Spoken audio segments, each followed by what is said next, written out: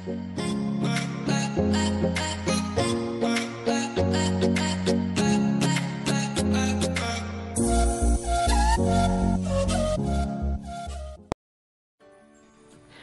നമസ്കാരം my dear friends, എല്ലാവർക്കും Dev's cooking വേൾഡിൻ്റെ പുതിയ വീഡിയോയിലേക്ക് സ്വാഗതം. ഇന്ന് വളരെ ഡിഫറെൻ്റായ ടേസ്റ്റിൽ എക്സ്ട്രീമായ ഒരു ചിക്കൻ കറി ഞാൻ നിങ്ങൾക്ക് പറഞ്ഞുതരാം. സത്യം പറഞ്ഞാൽ ഈ ചിക്കൻ കറി നിങ്ങൾ ട്രൈ ചെയ്തിട്ടുള്ളതിൽ വെച്ച് ഏറ്റവും നല്ലതായിരിക്കും. നിങ്ങൾ ഇത് മിസ് ചെയ്യാതെ തീർച്ചയായിട്ടും ഈ വീഡിയോ ഫുള്ളായിട്ട് കാണുക.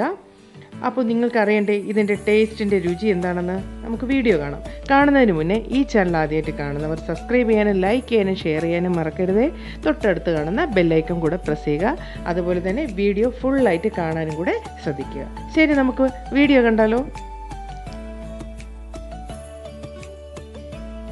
അപ്പോൾ നമുക്ക് ആദ്യം 1 കിലോ ചിക്കൻ ഒന്ന് എടുത്ത് വയ്ക്കാം, മാറിനേറ്റ് ചെയ്യാം. അതിനൊപ്പം തന്നെ ഞാനൊരു 15 കാഷ്നട്ട് കൂടെ വെള്ളത്തിൽ കുതിർത്ത് വെച്ചിട്ടുണ്ട്. ഇത് പിന്നീട് നമുക്ക് യൂസ് ആവും. ഇനി ഒരു 1.5 ടേബിൾ സ്പൂൺ കുരുമുളകും ഒരു വലിയ കഷ്ണം പട്ടയും എടുത്തിട്ടുണ്ട്. ഇതാണ് ഇതിലാകെയുള്ള ഒരു മസാല എന്ന് പറയുന്നത്, എരിവിനുള്ള സംഭവം. ഇതിനെ നമ്മൾ തരിതരിപ്പായിട്ട് പൊടിച്ച് കൊണ്ടുവരാം. എന്നിട്ട് നമുക്ക് ഇതിന് ഫുള്ളും ചേർക്കേണ്ട, ഇപ്പോൾ ബാക്കി ഗ്രാജുവലായിട്ട് ചേർക്കാം. ഇപ്പോൾ ഞാൻ ഏകദേശം ഒരു 2 ടീസ്പൂണോളം ചേർത്ത് കൊടുത്തിട്ടുണ്ട്. അതുപോലെ ആവശ്യത്തിന് ഉപ്പും ചേർത്ത് മാരിനേറ്റ് ചെയ്യാം. വേറെ ഒന്നും ഇതിൽ ചേർക്കണ്ട, ഇത്രയും ചേർത്തിട്ട് മാരിനേറ്റ് ചെയ്യാം. കളർ എൻഹാൻസ് ചെയ്യാൻ കുറച്ച് മഞ്ഞൾപ്പൊടിയും കൂടെ ചേർത്ത് കൊടുക്കാം. അപ്പോൾ ഇത് കുറഞ്ഞതൊരു 1 hour നമുക്ക് ഇങ്ങനെ റെസ്റ്റിന് വെക്കണം കേട്ടോ, എന്നാലേ ആ കുരുമുളകിൻ്റെ എക്സ്ട്രാക്റ്റൊക്കെ അങ്ങ് പിടിക്കുകയുള്ളൂ. എന്നിട്ട് നമുക്ക് കുറച്ച് കഴിഞ്ഞിട്ടത് കുക്ക് ചെയ്യാം. അപ്പോൾ ഞാനിത് 1 hour കൂടുതൽ വെച്ചിട്ടുണ്ട്. ഇതെല്ലാം നന്നായിട്ട് പിടിച്ചു വന്നിട്ടുണ്ട്. ബാക്കി അടുത്ത സ്റ്റെപ്പിലേക്ക് നമുക്ക് പോവാം. അതിന് വേണ്ടിയിട്ട് ഞാനൊരു പാൻ വെച്ചിട്ടുണ്ട്. ഇതിന് ഏറ്റവും സ്പെഷ്യലായിട്ടുള്ള ഓയിൽ എന്ന് പറഞ്ഞാൽ കോക്കനട്ട് ഓയിലാണ്. വേറെ ഒരു ഓയിൽ ഇത് ചേർക്കരുതേ, ഇതാണ് ഇതിന് ടേസ്റ്റ് കൂട്ടുന്നത്.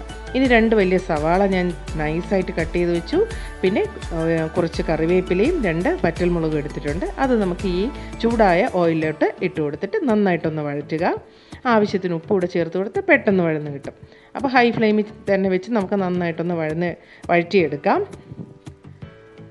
അപ്പോൾ ഇതിന് ഞാൻ എരിവിന് വേണ്ടിയിട്ട് ഒരു 4-5 പച്ചമുളക് ഞാൻ കട്ട് ചെയ്ത് വെച്ചിട്ടുണ്ടായിരുന്നു. അതുപോലെ ഒരു ഇടത്തരം ടൊമാറ്റോ, ഇത് രണ്ടും ഞാൻ ചേർത്ത് കൊടുക്കുന്നുണ്ട്. അതുപോലെ തന്നെ ജിഞ്ചർ ഗാർലിക് പേസ്റ്റ് ഒരു 1.5 ടീസ്പൂൺ. ജിഞ്ചർ ഗാർലിക് പേസ്റ്റ് അല്ല കേട്ടോ, ഞാനത് ക്രഷ് ചെയ്തെടുത്തതാണ്. ഒരു 1.5 ടീസ്പൂണോ 2 ടീസ്പൂണോ ചേർത്ത് കൊടുക്കാം. കുറച്ച് മഞ്ഞൾപ്പൊടിയും കൂടെ ആഡ് ചെയ്യാം. ഇത് നന്നായിട്ടൊന്ന് മിക്സ് ചെയ്ത് കൊടുക്കുക. നന്നായിട്ട് ബ്രൗൺ കളർ ആയതിന് ശേഷം നമുക്ക് 2 ടേബിൾ സ്പൂൺ മല്ലിപ്പൊടിയും കൂടെ ആഡ് ചെയ്ത് കൊടുക്കാം. അപ്പോൾ ഇത് നന്നായിട്ട് വഴന്ന് വന്നതിന് ശേഷം നമ്മുടെ ചിക്കൻ ഇതിൽ ആഡ് ചെയ്ത് കൊടുക്കാം. ആഡ് ചെയ്ത് കൊടുത്തിട്ട് നന്നായിട്ട് മിക്സ് ചെയ്തിട്ട് നമുക്കിതിൻ്റെ ചിക്കൻ്റെ വെള്ളം തന്നെ മതി. പിന്നെ ഞാനൊരു 1/4 കപ്പ് വെള്ളം കൂടി ഇതിൽ ആഡ് ചെയ്തിട്ടുണ്ട് കേട്ടോ. പിന്നെ നിങ്ങൾ ഫ്രണ്ട്സ് ഒരു കാര്യം ശ്രദ്ധിക്കണം, എരിവിന് നിങ്ങൾക്ക് മുളകിൻ്റെ ക്വാണ്ടിറ്റി കൂട്ടുകയോ കുറയ്ക്കുകയൊക്കെ ചെയ്യാം കേട്ടോ. എനിക്ക് എരിവ് ഇത്തിരി ആവശ്യമുള്ളതുകൊണ്ടാണ് ഞാൻ കുറച്ച് കൂടുതൽ മുളക് ഇട്ടത്. അപ്പോൾ ഞാനൊരു 1/4 കപ്പ് വെള്ളം കൂടി ഒഴിച്ച് ഒരു 10 മിനിറ്റ് മീഡിയം ഫ്ലെയിമിൽ ഒന്ന് വേവിക്കുന്നുണ്ട്. 10 വേണ്ട, ഒരു 8 മിനിറ്റ്. അപ്പോൾ 8 മിനിറ്റ് കഴിഞ്ഞു. അപ്പോൾ അതിൻ്റെ വെള്ളമൊക്കെ ഒന്ന് നന്നായിട്ട് ഇറങ്ങി വന്നിട്ടുണ്ട്. ഇനി ഞാൻ ചെയ്യാൻ പോകുന്നത് എന്താണെന്ന് നോക്കിക്കോളൂ. ഞാൻ ഒരു പകുതി തേങ്ങയുടെ പാല് എടുത്ത് വെച്ചിട്ടുണ്ടായിരുന്നു കേട്ടോ. അപ്പോൾ അത് 2ആയിട്ട്, 2ാം പാലും 1ാം പാലും, അതിൽ 2ാം പാല് ഞാൻ ആദ്യം ഇവിടെ ഒഴിച്ചു കൊടുക്കുന്നുണ്ട്. ആ 2ാം പാലിൽ ഇങ്ങനെ ഇരുന്ന് വേകണം. ഒരു 10 മിനിറ്റ് കൂടെ നന്നായിട്ടൊന്ന് വെന്ത് കിട്ടണം. അത് ഒരു മീഡിയം ഫ്ലെയിമിൽ തന്നെ നമുക്ക് വെച്ച് കൊടുക്കാം. അതുപോലെ ഉപ്പ് പാകമെല്ലാം തോന്നിയുകൊണ്ട് ഞാൻ കുറച്ച് ഉപ്പ് കൂടെ ആഡ് ചെയ്യുന്നുണ്ട് കേട്ടോ. അതൊക്കെ നിങ്ങളുടെ ഇഷ്ടത്തിനനുസരിച്ച് ആഡ് ചെയ്യാം. എന്നിട്ട് നമുക്ക് ഒരു 10 മിനിറ്റ് ഇനി അടച്ചു വെച്ചൊന്ന് വേവിക്കാം. വീണ്ടും 10 മിനിറ്റ് കഴിഞ്ഞു. ഞാനിത് ഫ്ലെയിം അതേപോലെ തന്നെ ഇരിക്കുന്നുണ്ട് ഫ്ലെയിം. പിന്നെ ഞാൻ കാഷ്യൂനട്ട് കുതിർത്ത് വെച്ചില്ലായിരുന്നു, അത് നേരത്തെ, അതിനെ ഞാൻ നന്നായിട്ടൊന്ന് ഗ്രൈൻഡ് ചെയ്തെടുത്തു. ആ പേസ്റ്റ് ഫുള്ള് ഞാൻ ആഡ് ചെയ്ത് കൊടുത്തു, ഒട്ടും തന്നെ കളയാതെ.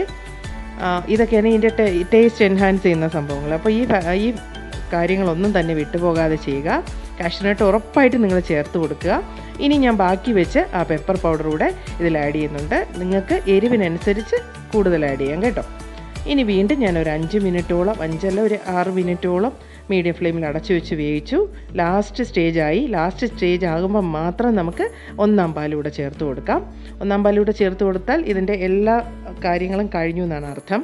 അത് കൂടുതൽ നേരം ഇരുന്ന് തിളയ്ക്കേണ്ട. നമുക്ക് കറിവേപ്പിലയും, ഇനി ഇതിൻ്റെ മറ്റൊരു പോയിൻ്റ് എന്ന് പറയുന്നത് വെളിച്ചെണ്ണയും കൂടെ ഒന്ന് ഒഴിച്ചു കൊടുത്ത് ചുറ്റിച്ചെടുക്കുക. ഇത് അടച്ച് വെക്കുക.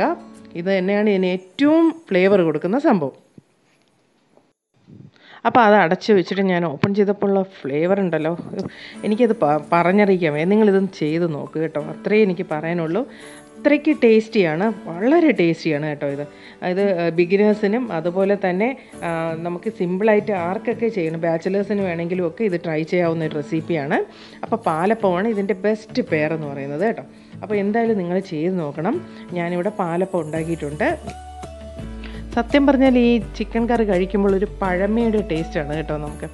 അപ്പോൾ ഞാനിങ്ങനെ ഒരു ഷേപ്പിൽ, പൂവിൻ്റെ ഷേപ്പിലൊക്കെ പാലപ്പം ഉണ്ടാക്കിയത് കേട്ടോ. ഇതെൻ്റെ മോനാണ് ഇങ്ങനെ ഉണ്ടാക്കി തന്നത് കേട്ടോ. നല്ല ഭംഗിയുണ്ടായിരുന്നു കാണാൻ, കഴിക്കാനും നല്ല പഞ്ഞി പോലത്തെ അപ്പമായിരുന്നു അത്. ഈ കറിയും കൂട്ടി കഴിക്കാൻ സ്പെഷ്യൽ ടേസ്റ്റാണ്. ഇതുപോലെ വെറൈറ്റി ടേസ്റ്റിനായിട്ട് നിങ്ങൾ ദേവ്സ് കുക്കിംഗ് വെൽ സബ്സ്ക്രൈബ് ചെയ്യുക. സബ്സ്ക്രൈബ് ചെയ്യുന്നതിനോടൊപ്പം ബെല്ലൈക്കൺ പ്രസ് ചെയ്യാൻ മറന്നു പോകരുത്. വീണ്ടും നല്ലൊരു എപ്പിസോഡുമായി കാണുമായിരിക്കും. Stay safe and good bye.